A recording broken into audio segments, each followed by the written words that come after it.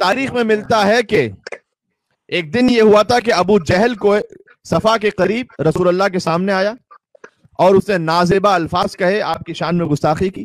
رسول اللہ نے اس وقت ابو جہل کو جواب نہیں دیا. ایک کنیز بھی اس واقعے کی گواہ تھی. تھوڑی دیر بعد حضرت حمزہ شکار کیا کرتے تھے اور وہ شکار پر گئے ہوئے تھے، لہذا حضرت حمزہ جب واپس آئے مکہ میں تو حضرت حمزہ کا معمول یہ تھا کہ شکار سے واپسی پر وہ کعبے کا طواف کرتے تھے اور اس کے بعد قریش کے یہاں جاتے تھے اور ان سے گفتگو کرتے تھے. تو قریش حضرت حمزہ کی شجاعت کے باعث جو ہے نا بڑا ان کا ویسے احترام کرتے تھے اور ان کا رعب اور دبدبا تھا. تو حضرت حمزہ اپنے معمول کے مطابق جب پہنچے شکار کرنے کے بعد اور انہیں طواف کیا اور اس کے بعد وہ تشریف لائے قریش والوں کے درمیان، تو ایک کنیز، وہی کنیز ان کے قریب آئی اور کہا آپ یہاں موجود نہیں تھے کہ آپ دیکھتے کہ ابو جہل نے محمد کے ساتھ کیا کیا صلی اللہ علیہ وآلہ وسلم. اور اس وقت حضرت حمزہ جلال کے عالم میں اٹھے اور ابو جہل کے قریب پہنچے جو مسجد الحرام میں بیٹھا ہوا تھا، لوگوں سے بات کر رہا تھا. اور حضرت حمزہ نے اس وقت ابھی تک اعلان اسلام نہیں کیا، تو اس وقت یاد رکھیے گا یہ میں اعلان اسلام کا واقعہ سنا رہا ہوں آپ کو. اپنی کمان ان کے سر پر ماری، ابو جہل جیسے بڑے سردار کے سب کے سامنے. شدید زخمی ہوا ابو جہل اور حضرت حمزہ نے کہا کہ تو اتنی جرأت رکھتا ہے کہ میرے بھتیجے محمد پر سب کرتا ہے صلی اللہ علیہ وآلہ وسلم. کیا تو یہ نہیں جانتا؟ یہ پہلا موقع تھا کہ حضرت حمزہ اپنے دین کا اعلان فرما رہے تھے اس وقت. کیا تو نہیں جانتا کہ میں محمد کے دین پر ہوں؟ تو میں وہی کہتا ہوں کہ جو محمد کہہ رہے ہیں، یعنی اب اگر کچھ بگاڑ سکتے ہو تو اب میرا بگاڑ کے دکھاؤ. جو محمد نے کہا میں بھی وہی کہہ رہا ہوں. سبحان اللہ سبحان اللہ. کیا کہنے اولی عظمت جناب حمزہ علیہ السلام. صلوات اللہم صلی علی محمد وعلی محمد محمد. اور اس وقت حضرت حمزہ نے اعلان اسلام فرمایا. اور یہ بھی ایک لطیف بات ہے کہ حضرت حمزہ کے اعلان اسلام کے کچھ ہی دن میں حضرت ابو ذر نے بھی اعلان اسلام فرما دیا، قبول اسلام کیا انہوں نے. تو یہ ساتھ ساتھ ہے. اچھا، پھر روایت یہ بھی ہے کہ مشرکین نے رسول اللہ کے سر پر اونٹنی کی بچہ دانی پھینکی، نعوذ باللہ. تو اس وقت پھر حضرت حمزہ بڑے غضبناک ہوئے اور ان کی غیرت جو ہے اعلان اسلام کا سبب بنی. لہذا ایک بہت لطیف حدیث ہے یہاں پر کہ ویسے غصے کے عالم میں کوئی فیصلہ کرنا اچھا نہیں سمجھا گیا. حدیث آپ کے ذہن میں ہے اور آپ نے علماء کی تقاریر سنی ہے کہ غصے کے عالم میں کوئی ڈیسیشن نہ لو. حدیث میں ہے لیکن لم تدخل الجنہ حمیۃ، کوئی بھی غصے میں جوش دکھانے والا جنت میں داخل نہیں ہوگا غیر حمیت حمزہ ابن عبد المطلب، مگر حضرت حمزہ ابن عبد المطلب اسی غضب کی وجہ سے جنت میں داخل ہوں گے. سبحان اللہ سبحان اللہ. چونکہ انہوں نے رسول اللہ کے لیے اپنی غیرت و حمیت کا اظہار فرمایا تھا. وَذَلِكَ حِينَ أَسْلَمَ غَضَبًا لِلنَّبِي صلی اللہ علیہ وآلہ وسلم، اس لیے کہ ان کا غضب رسول اللہ کے دفاع کے لیے تھا. لہذا خود حضرت حمزہ کی حمیت و غیرت ہی انہیں جنت میں لے کے جائے گی. کیا کہنے، بے شک. سبحان اللہ سبحان اللہ سبحان اللہ. پھر اس کے بعد جب اعلان اسلام ہے تو بہت زیادہ حالات نہیں ملتے ان کے تاریخ میں کہ حضرت حمزہ کی روز کے جو معمول ہیں وہ کیا ہیں، لیکن جب تک انہوں نے مدینہ ہجرت نہ فرمائی بس اتنا ضرور ملتا ہے کہ جس میں پوری ایک داستانی موجود ہے کہ حضرت حمزہ نے رسول اللہ کے ساتھ مل کر اس وقت پھر اعلانیہ تبلیغ شروع کر دی تھی. لیکن رسول اللہ نے کہ انہوں نے اعلان اسلام فرما دیا تھا حضرت حمزہ نے، تو اعلانیہ تبلیغ اب رسول اللہ کے ساتھ کرتے تھے. اور اہم مواقع پر حضرت حمزہ ابن عبد المطلب اور مولا علی ابن ابی طالب وہ رسول اللہ کی حفاظت پر معمول رہتے تھے کہ کہیں مشرکین مکہ رسول اللہ کے قریب نہ آنے پائے. اور پھر مکہ سے مدینہ ہجرت ہوتی ہے. اچھا، مکہ سے مدینہ ہجرت ہوئی، آپ جانتے ہیں کہ رسول اللہ نے مہاجرین اور انصار کو بھائی بنایا. روز مواخات تھا تو خلیفہ اول کو خلیفہ دوم کا بھائی بنایا، حضرت سلمان کو ابو ذر کا بھائی بنایا، مولا علی علیہ السلام کو اپنا بھائی بنایا، اور روز مواخات حضرت حمزہ کو زید بن حارثہ کا بھائی بنایا. اچھا، یہ وہ واحد صحابی ہیں زید بن حارثہ جن کا نام قرآن میں واضح طور پر آیا ہے. تو جس صحابی کا نام قرآن میں واضح طور پر اتنا کلیئر آیا ہے، ان کا بھائی بنا حضرت حمزہ کو. سورہ احزاب کی آیت نمبر 37 وَإِسْتَقُولُ لِلَّذِي أَنْعَمَ اللَّهُ عَلَيْهِ وَأَنْعَمْتَ عَلَيْهِ أَمْسِكْ عَلَيْهِ زَوْجَكَ وَاتَّقِ اللَّهَ وَتُخْفِي فِي نَفْسِكَ مَا اللَّهُ مُبْدِيهِ وَتَخْشَى النَّاسَ وَاللَّهُ أَحَقُّ أَن تَخْشَاهُ فَلَمَّا قَضَى زَيْدٌ، یہ نام ہے، زَيْدٌ مِنْهَا وَطَرًا زَوَّجْنَاكَهَا لِكَيْ لَا يَكُونَ عَلَى الْمُؤْمِنِينَ حَرَجٌ فِي أَزْوَاجِ أَدْعِيَائِهِمْ اذا قضوا منهم وطرا وكان امر الله مفعولا. یہ پوری آیت ہے.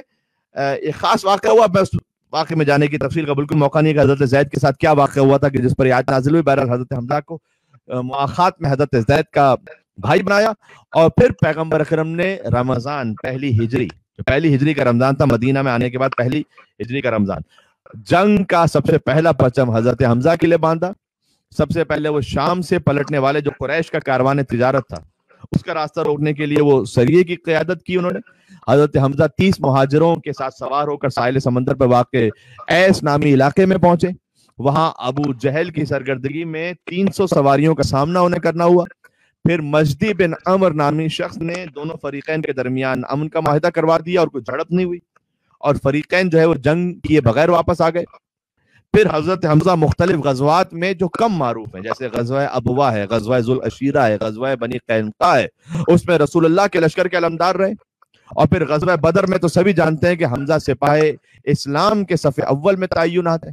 حضرت حمزہ ہیں، علی بن ابی طالب ہیں، عبیدہ بن حارث ہیں، جو 3 وہ افراد کے جو رسول اللہ نے بعد میں بھیجے تھے. پہلے تو کچھ عام لڑنے والوں کو بھیجا انصار میں سے، اس کے بعد مشرکین مکہ نے، قریش والوں نے کہا کہ ہمارا ایک مقام اسٹیٹس ہے، ہم ان سے نہیں لڑیں گے، تم کسی ایسے کو بھیجو کہ جو نسب میں اعلیٰ ہو. اور پھر حضرت حمزہ، علی اور عبیدہ بن حارث، یہ ایک حضور کے چچا یعنی حضرت حمزہ اور 2 حضور کے چچا کے بیٹے ہیں، علی اور عبیدہ. میں جلدی پڑھا ہوں تاریخ تاکہ یہ باتیں کچھ پتہ بھی ہیں مومنین کو آ جائیں تسلسل میں.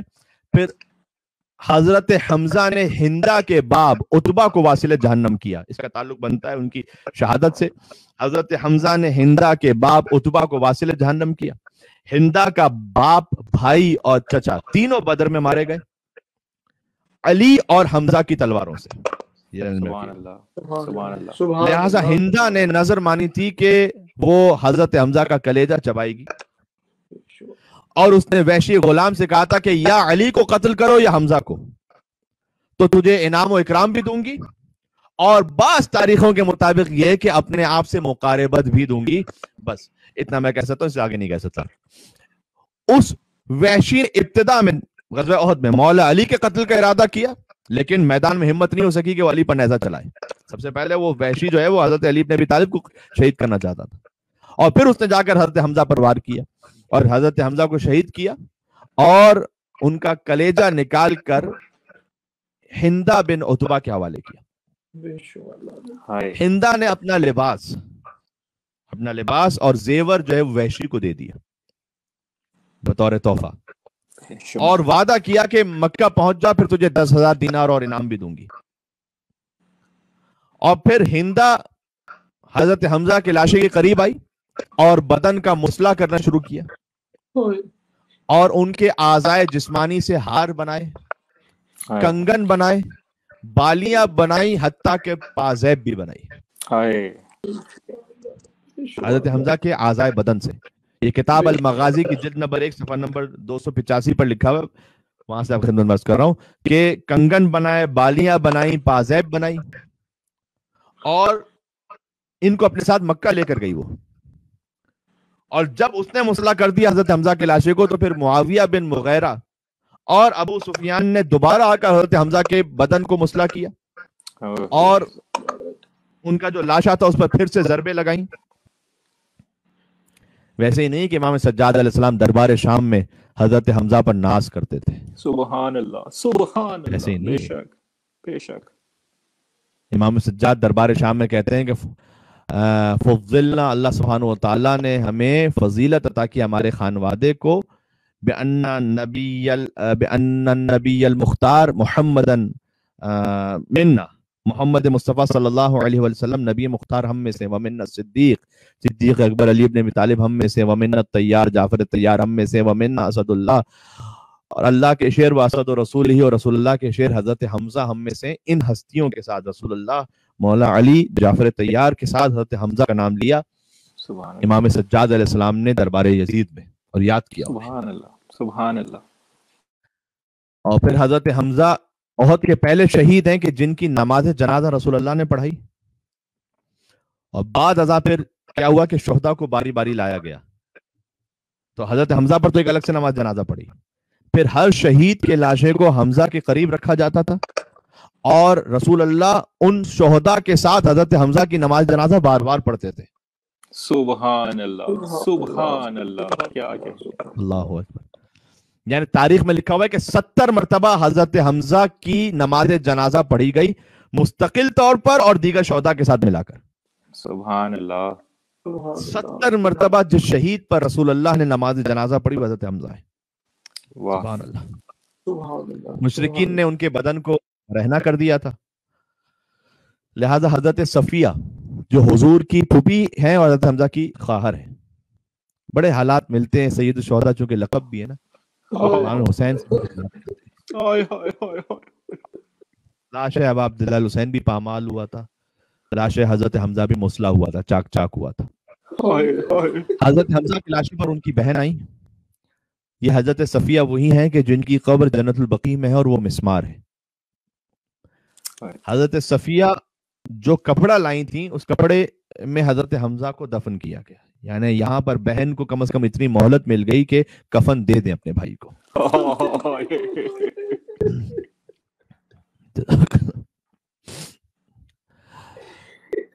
رسول اللہ نے حضرت حمزہ کی جب حالت دیکھی تو بہت گریا کرتے تھے، اور جب انصار کے اہل خانہ کو دیکھا، جب مدینے پلٹے تو انصار کے اہل خانہ کو دیکھا کہ سب اپنے اپنے شہداء کے لیے گریا کر رہے تھے، تو فرمایا کہ کیا حمزہ کو رونے والا نہیں ہے کوئی؟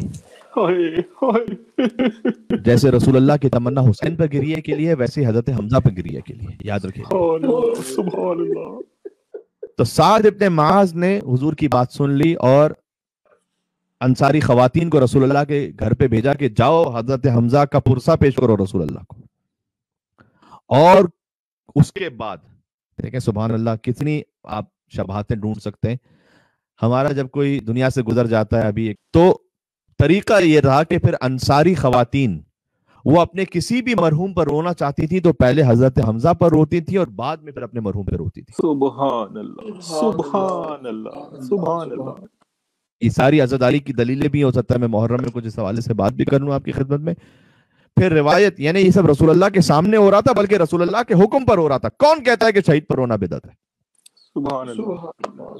کون کہتا ہے کہ شہید تو چونکہ زندہ ہے لہٰذا نہ رو؟ رسول اللہ کیا آپ ان سے زیادہ جانتے ہیں کہ رسول اللہ تو سید الشہداء کے لیے کہہ رہے ہیں کہ گریا کرو، بلکہ تنبیہ کر رہے ہیں کہ تم اپنے مرحومین پر رو رہے ہو تو میرے چچا حضرت حمزہ پر رونے والا کون ہے؟ اور پھر اس کے بعد انہوں نے گریا کروایا اور خود گریا کیا اور حضرت حمزہ کے سوگ میں 3 دن تک لباس عزا پہنا گیا. آخری جملہ ایک اور بھی کہہ دوں پھر مسلسل مصائب پر آتا ہوں کہ بی بی فاطمہ زہرا بھی قبر حضرت حمزہ پہ جاتی تھی. یہ بھی تاریخ میں حالانکہ احد کافی دور ہے مدینہ سے، لیکن بی بی فاطمہ زہرا قبر حضرت کچھ تو تسلی ملتی ہوگی نا بی بی کو حضرت حمزہ کی قبر پہ جا کے. جو بی بی پر مظالم ہوئے تو اپنا دکھ حضرت حمزہ سے جا کے کہتی تھی ان کی قبر پہ جا کے کہ وہ کہتی ہوں گی کہ آپ میرے بابا کے چچا ہیں تو آپ مدافع رسالت تھے، آپ گزر گئے. اے حمزہ، اے چچا حمزہ، اے میرے جد حمزہ، اگر آپ موجود ہوتے تو اس وقت ظاہر ہے کہ علی سا تنہا نہ ہوتے.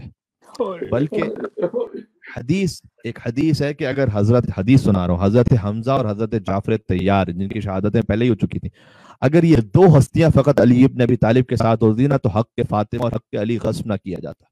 یہ حدیث موجود ہے. یعنی ساری امت ایک طرف اور فقط حضرت حمزہ اور حضرت جعفر طیار ایک طرف. جرأت نہ ہوتی کسی کی کہ وہ حق علی ابن ابی طالب غصب کر لے. حضرت حمزہ کی قبر پہ جاتی تھی بی بی فاطمہ اور آپ نے قبر کے گرد جناب پتھر رکھ کر ایک نشان لگایا تھا وہاں پر، اور حضرت حمزہ کی خاک قبر سے ایک تسبیح بنائی تھی بی بی فاطمہ نے. سبحان اللہ. یہ سید الشہداء کی قبر سے تسبیح بنانا یہ سنت فاطمہ زہرا سلام اللہ علیہ. سبحان اللہ سبحان اللہ. آج ہم حسین کی قبر مطہر سے یا اس کے اطراف میں جو خاک موجود ہے خاک شفا سے تسبیح بناتے ہیں. بی بی فاطمہ سلام اللہ علیہ نے حضرت حمزہ کی قبر سے تسبیح بنائی تھی. بات واضح ہو رہی ہے. بس عزیزوں پہلے ہی آپ گریا کر چکے ہیں، ایک آمادہ ہیں. میں چند جملے عرض کرنا چاہتا ہوں. بہرحال پھر سے آن لائن مجلس کا ایک سلسلہ ہے، دل تھوڑا سا ٹوٹا ہوا ہے اور ایک تھوڑی سی غربت کا احساس پھر سے ہو رہا ہے، لیکن حسین کا جو غم ہے نا بس وہی سہارا رہتا ہے. اور جب غربت میں بیٹھے ہوتے ہیں تو امام حسین کے غم میں مزید گریے کی کیفیت طاری ہو جاتی ہے کہ ہم یہ سوچتے ہیں کہ ہم چند دنوں کے لیے، چند لمحوں کے لیے اپنے گھر میں محصور ہو جاتے ہیں تو ایک عجیب سی بے چینی کا احساس ہوتا ہے. سلام ابا عبداللہ الحسین علیہ السلام پر، جنہوں ان کے گھر پہ رہنے نہیں دیا گیا تھا، مدینہ سے باہر نکال دیا گیا. حسین کو مکہ چھوڑنا پڑ گیا خانہ خدا کی حرمت کی خاطر. اور پھر حسین کے خیموں کو کہاں رکھا گیا؟ خیموں کو جلا دیا گیا. اہل بیت کے گھروں پر عجیب مصیبت ہے کہ دشمن وہ، اب میں کہنا چاہتا ہوں جملہ، وہ کمظرف کہ جنہوں نے میدان جنگ میں کبھی کسی دشمن اسلام کو نہیں مارا، انہوں نے آ کر محمد اور علی اور حسین کی بیٹیوں کو مارا.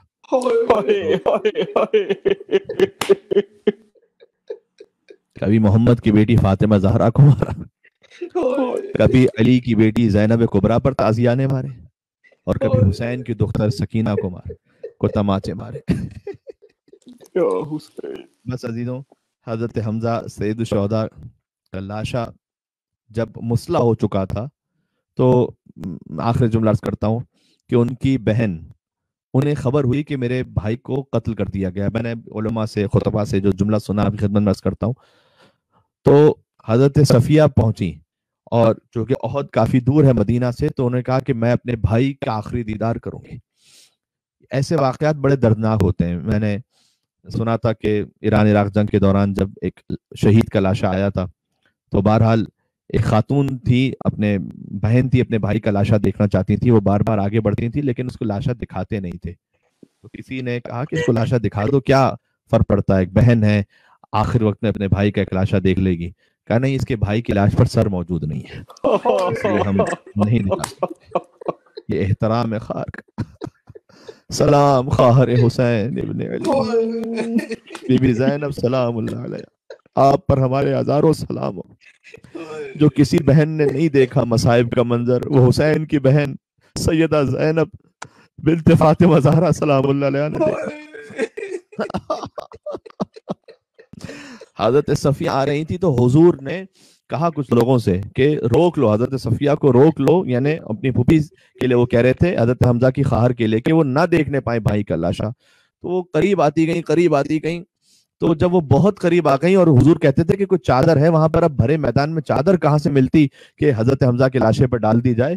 تو میں نے اپنے استاد محترم سے جملہ سنا کہ جب حضرت صفیہ بہت قریب آ گئی نا حمزہ ابن عبد المطلب کے لاشے پر، تو حضور نے فوراً اپنی ابا اتاری اور حضرت حمزہ کے لاشے پہ ڈال دی تاکہ بہن کی نگاہ بھائی کے لاشے میں نہ پڑنے پائے. اس لیے کہ جگر چاک ہو چکا تھا، لاش مسلح ہو چکی تھی، لاش پر بہت ساری ضربیں تھیں، نیزوں سے، تلواروں سے حضرت حمزہ پر بعد میں بھی وار کر کے ان کا لاشا کٹا ہوا تھا. لہذا حضور نہیں چاہتے تھے کہ کسی بہن کی نگاہ بھائی کے ایسے لاشے پر پڑے، تو وہ بہت قریب پہنچ گئے تو حضور نے فوراً سے اپنی ابا اتاری اور حضرت حمزہ کے لاشے پہ ڈال دی. اور حضور نے محفوظ کر لیا کہ حضرت صفیہ براہ راست حضرت حمزہ کے لاشے کو نہ دیکھیں. اور پھر حضرت صفیہ اپنے ساتھ ایک کپڑا لائی تھی، اسی کپڑے ہی کا کفن بنا کر حضور نے حضرت حمزہ کو دیا. لا یومک یومک یا ابا عبداللہ،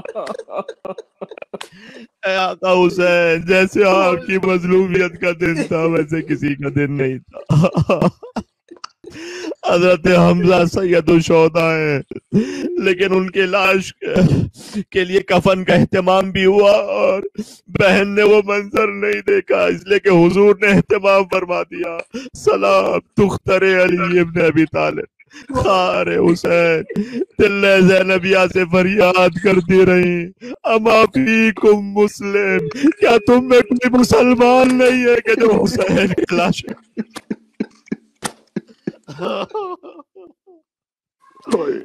بی بی زینب سلام اللہ علیہ بار بار لکھا ہوا ہے مقتل میں، کبھی خیمے سے آتی تھی، خیمے کے دھر پہ جاتی تھی، کبھی دوڑ کے جاتی تھی تلہ زینبیہ اس پہاڑی پر، پھر واپس آتی تھی، پھر آتی، یعنی گویا بی بی خیام کی حفاظت بھی بی بی کے ذمہ تھی اور بھائی کے لاشے کو بھی دیکھنا تھا. لہذا ایک منزل وہ آئی کہ امام حسین نے جب سر حسین کٹ رہا تھا، بی بی دیکھ رہی تھی امام حسین نے اپنی نگاہوں سے اشارہ کیا کہ بہن ارجعی الی الفستاد، بہن اب آپ خیام میں چلی جائیے، اس لیے کہ اب جو منظر ہوگا وہ آپ سے نہ دیکھا جائے، اس لیے کہ شمر جالس علی صدر، شمر حسین کے سینے پر بیٹھ گیا۔ ایک بہن کیسے دیکھتی؟ ایک قاتل ہے جو میرے بھائی کے سینے پر ہے، اس نے داڑھی کو پکڑا ہوا ہے اور کن خنجر سے حسین کو ذبح کر رہا تھا۔ بی بی زینب حکم امام سے خیمے کی طرف پلٹی، لیکن صدائیں گونج رہی تھی الا قد قتل الحسین بکربلا، الا قد ذبح الحسین بکربلا۔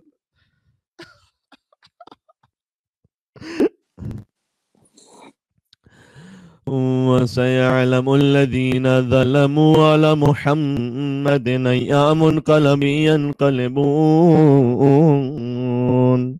السلام علیک یا ابا عبداللہ سید الشہداء ابا عبداللہ الحسین علیہ السلام۔ اے بی بی فاطمہ، آپ جاتی تھی حضرت حمزہ کی قبر پر، لیکن جب بی بی زینب آئی حسین کی قبر پر تو کیا عالم تھا۔ کہہ رہی تھی اے بھیا آپ کی امانت میں شام کے زندان میں چھوڑ کے آ رہی۔ السلام علی الحسین وعلی علی ابن الحسین وعلى أولاد الحسين وعلى أصحاب الحسين۔ پروردگار ذکر کو قبول فرما لے، کوئی غم نہ عطا فرما سوائے غم ابا عبداللہ الحسین علیہ السلام کے، حاجات پوری فرما، مولا کے ظہور میں تعجیل فرما، اور اس وقت لاک ڈاؤن کے پھر سے حالات ہیں، مومنین کے لیے خیر و عافیت عطا فرما، رزق میں وسعت عطا فرما، اور حضرت حجت کے ظہور پر نور میں تعجیل فرما۔ ربنا تقبل منا انك انت السميع العليم بجاء محمد وآلہ الطیبین الطاہرین، اللهم صل علی محمد وآل محمد وعجل فرجہ۔